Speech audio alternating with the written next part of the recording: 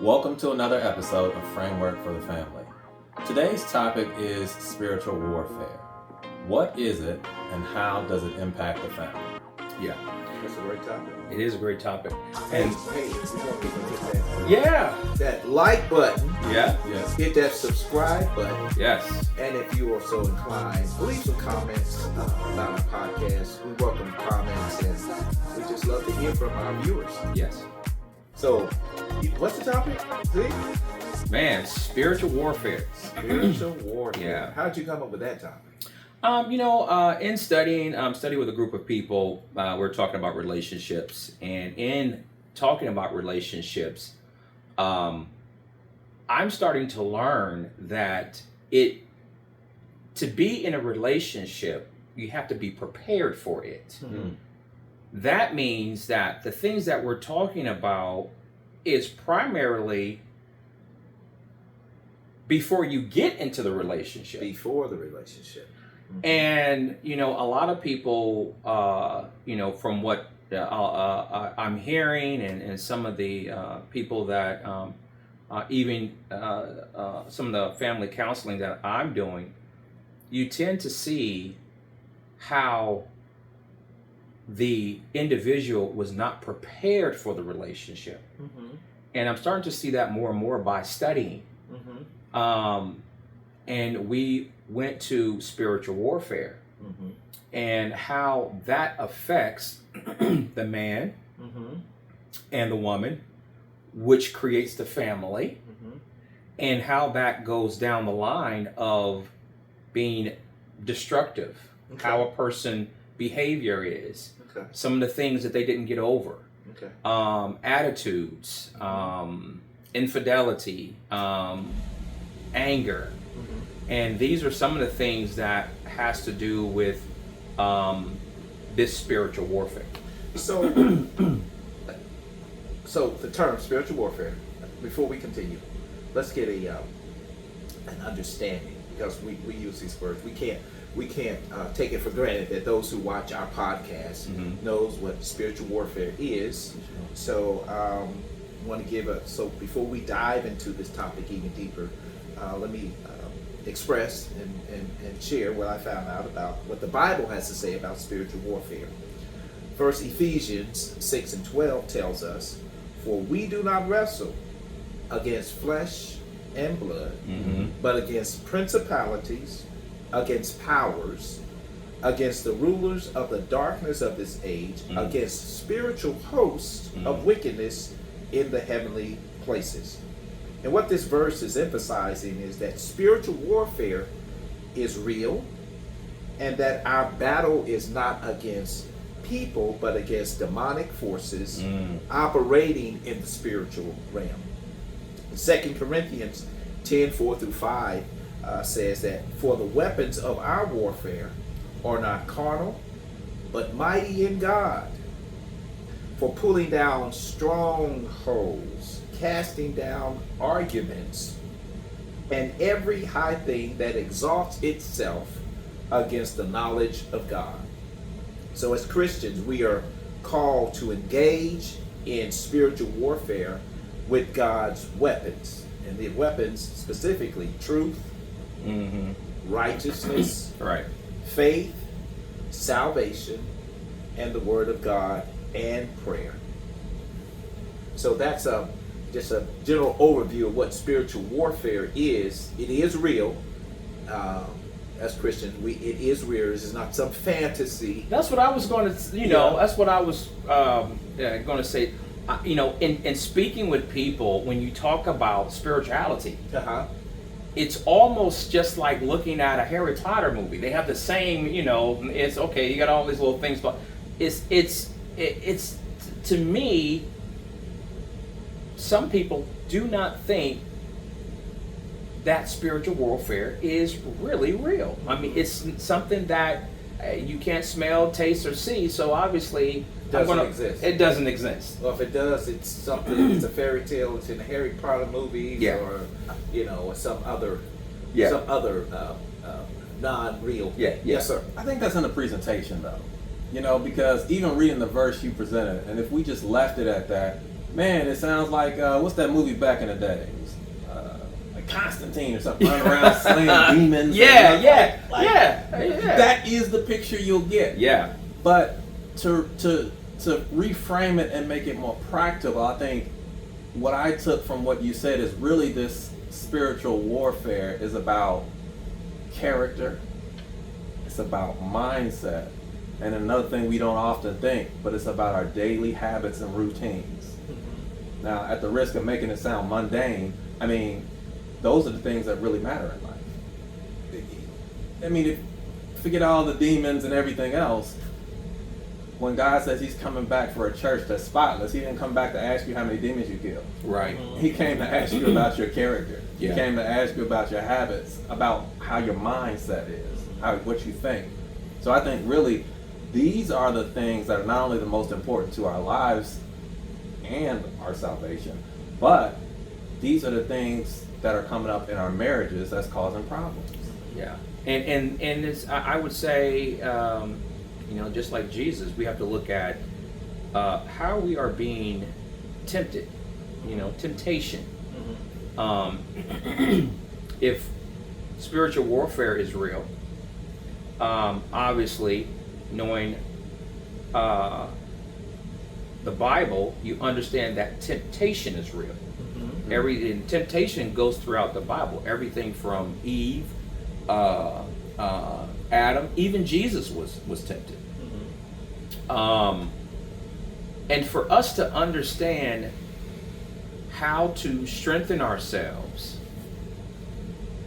whether pre-relationship or in the relationship, the awareness of spiritual warfare, I would say, first of all, Satan hates marriages. He never did. He went straight after Eve in the Garden of Eden, and Adam. And, I think that going into a marriage, understanding what that is, and being prepared with your spouse to say, hey, you know what? This ain't nothing but the devil. I'm not arguing with you today. I can see how this is pulling our nerves. I can see that this is taking us somewhere that is not where we're supposed to be. And to be able to be prepared to understand in that relationship and to be strong with the shield in that area of relationships. A guy told me, he said that him and his wife wasn't sexual. I mean, she was using sex as a weapon. That's a situation, and we're going to get into that a little bit in the podcast. Man, you dropped some heavy nuggets and don't deal with them. Okay, but, I am. Okay, you're gonna come. But we're talking about the guy.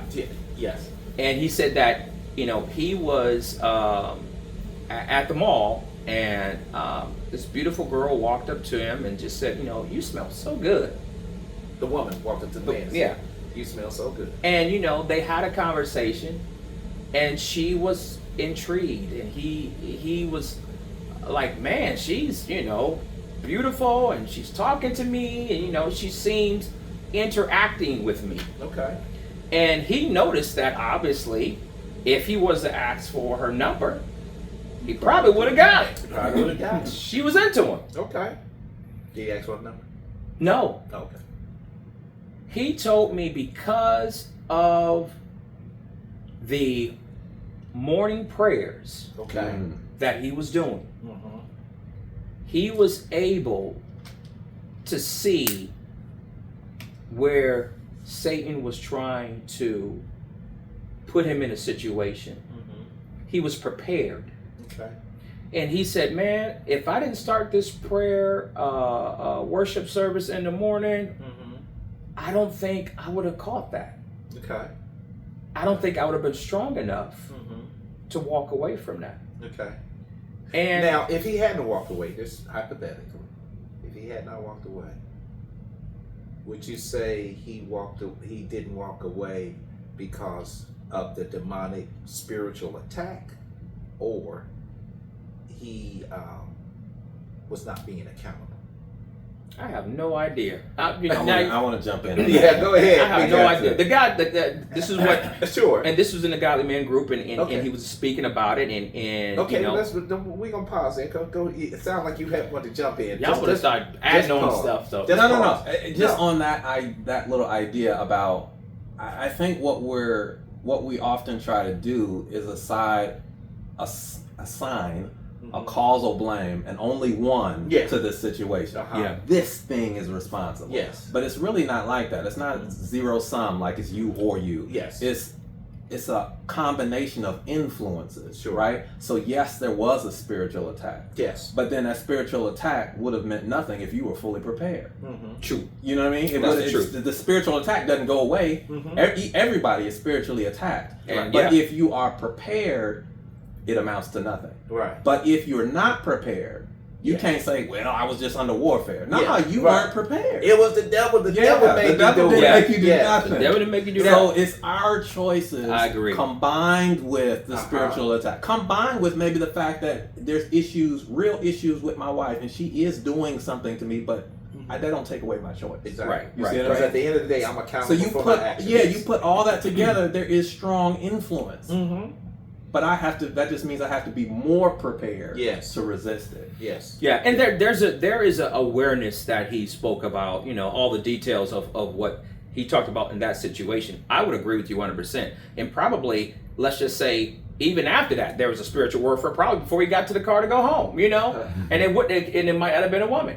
It might have been a text that just made him mad by something, you know, his wife might have said or something, or one of the kids got in a situation. Being in the family oriented, I realized that the situations that destroy families are petty. Okay. The situations that destroy families. A lot of situations that I'm hearing is because of pettiness. Yes. Let's see. One of them is He didn't. He keeps leaving the toilet seat up. listen. It was a toothpaste. Yes. Somebody has a problem. Uh-huh. And I'm like, maybe I need to go get some help, because if you see toothpaste in the sink Yeah. and there's spit in the sink, Uh-huh. it just drives me up a wall. That's And I've right. been telling him for years, and now he's doing it purposely. Now, is that the issue, or did it just become It the spawned. issue after Right. there was It a spawned, problem? right. Yeah. It's yeah. probably the real issue is something behind the scenes. Right. Okay. And this is the proxy. And this you is use right. to- This is the one that just brings it up. That gets my goat. That gets me. You know. That breaks the camel back. Right. That last thing. You know, leaving a swallow of Yeah. juice in a juice bottle. Yeah. So you know. Just a swallow of I juice. got to divorce this sucker. Yeah, he's you know, gone. I done told him about it. She's gone. Yeah. So right. Yeah. Yeah, and I mean, you everything from I'm not gonna go into it, but I mean, you know, I think that Can we be transparent? yeah. Just on this issue. okay. So, I was previously married. I'm divorced, and we were in counseling for some things. And I remember this one pet peeve I had. I didn't want to. We shared responsibilities in terms of the household and what have you, cleaning and what have you. It wasn't just my wife washed my former wife, she washed the clothes and what have you. But we had different chores. We trade off on different chores. Okay. And one of them was cleaning the bathroom. Okay. And my thing was I ain't cleaning no bathroom. I can't do that because it's the toilet. And I'm not going to clean that toilet. I gotta touch the toilet. And I was going off about this in counseling. And You the therapist, up in arms. I was up in arms about it. And the therapist, he listened. And he said something that just really made me feel like Fred Flintstone. Yeah. He said, you ever think about using gloves? Stop. And I was like, Oh my God! I felt so small. I felt like small, like Fred Flintstone. Standing on the fact I can't be touching the toilet and doing all this stuff. Because it's the toilet. Mm-hmm. And he said, "Have you ever thought about using gloves?" And when he said that, I was like, "Wow, that was so simple." Mm-hmm. Mm. And from then on, I ain't have a problem cleaning the bathroom. I use gloves. And Satan works in the smallest things to the biggest things. Yes. He works in our pet peeves. He works in, there's some people like OCD. I'm kind of on the border of that. I like stuff clean. Yeah. I really do. If I see it, I'll get it, Okay. And some people, there'll be a piece of paper on the floor or some trash, and they'll just step right over and walk in. That irks me. Mm. I'm like, don't you see the paper sitting there? Why don't you pick it up? And that can spawn into anger. Yes. That can spawn into, and if you're not really understanding how manipulation, how anger, narcissism, all of this stuff plays a factor in temptation and spiritual warfare, it actually works in a lot of these areas. I was reading this thing was talking about spiritual warfare, and spiritual warfare is people who are controlling, people who might have anger, like everything is not my fault. Uh-huh. Mm-hmm. You know what I'm saying? They could be in a situation where it's everybody's okay. This is something that you did. Well, if it wasn't for you, I wouldn't have did that. Mm-hmm. Right. Or if you didn't tell me, I wouldn't have did that. These particular areas is where this particular spirit, and I would say, we've been studying, which earlier in the podcast, you was like, it's not in the Bible that speaks about it, but they talk about different spirits. Mm-hmm. One of them was the Jezebel spirit. Okay. And it just talks about Jezebel and how this spirit kind of plays into individuals and plays into families, where it comes from being over aggressive, always thinking that the grass is greener on the other side, all of this stuff, being separate in raising children. The father says, you know what, we're raising the kids this way. It was a spiritual situation. Or the mother says, we're raising the kids. We're going to be going to church. We're going to be praying. We're doing that. And the other spouse is saying, you know what? I ain't doing that. All right. Or go clean up your room. Or you're not going to the mall with your friends. And the other spouse come in and said, you can go to the mall with your friends. You have to clean this room up. Well, hold on. So, yes, it is. Okay. All right. So yes, it is. Let's we focus on the family. We want to be transparent. One of our premises is we're dealing with biblical truths that can guide the family. Yes. And so just like we gave an overview of spiritual warfare, right? We can't take for granted that people understand what that means. Yes. So we use this term, or you just use this term, Jezebel spirit. Yeah. Do you have any biblical basis for Jezebel spirit? It actually coincides with spiritual warfare. Okay, all right. Really, that's as I was to give me Bible and scripture. Okay. Now we're talking about different spirits. Now there are definitions. There are names for spirits. There are names for greed. There are names for these different spirits. How all that plays a factor in the Bible. That part I don't know as of yet. Okay. So me personally, you have been diving into. Okay, is it just one person? Is it one demon or one satanic person that's able to do all these multiple things, or is these particular spirits are designed for greed, designed for sexual appetites?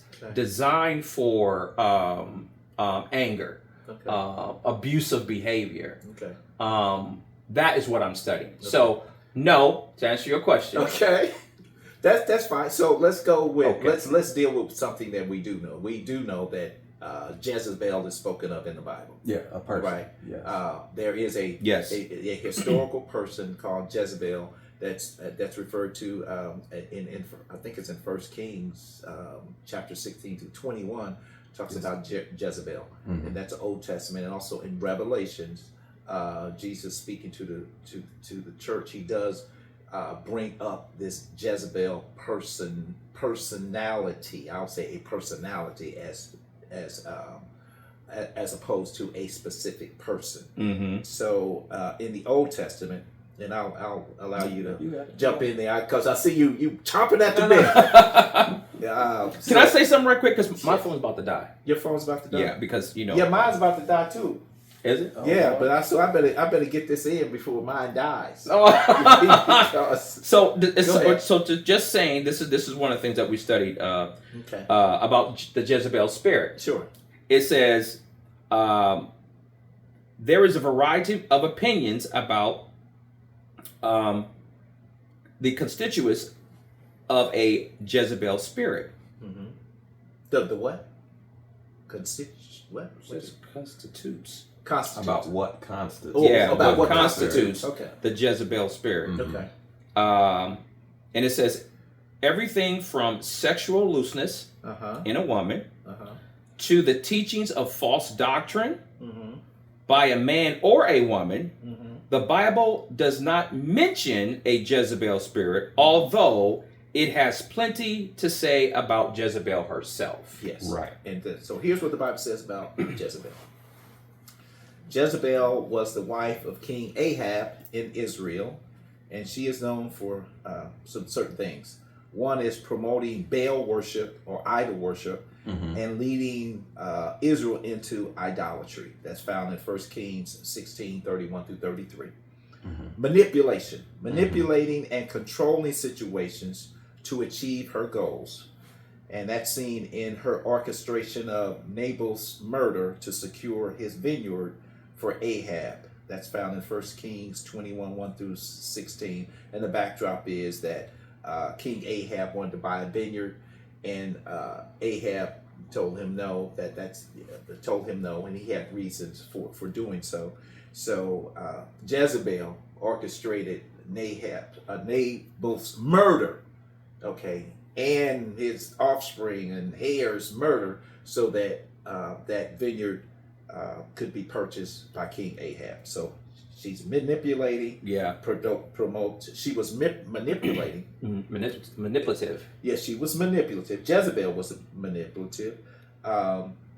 She promoted idolatry. And also she persecuted God's prophets, including Elijah. And that's found in 1 Kings 19, 1 through 2. Mhm. In Revelation, Jezebel is spoken of. Revelation 2 and 20. Jesus rebukes the church in Thyatira, and he says, "Nevertheless, I have this against you. You tolerate that woman, Jezebel, who calls herself a prophet.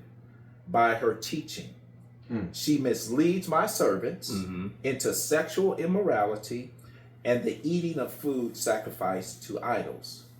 So in Revelation, this Jezebel appears to symbolize a false teaching and corruption in the church, not a literal person or a specific spirit.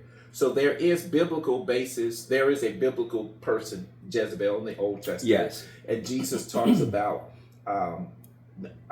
using this as a symbolism that someone in the church is doing these things.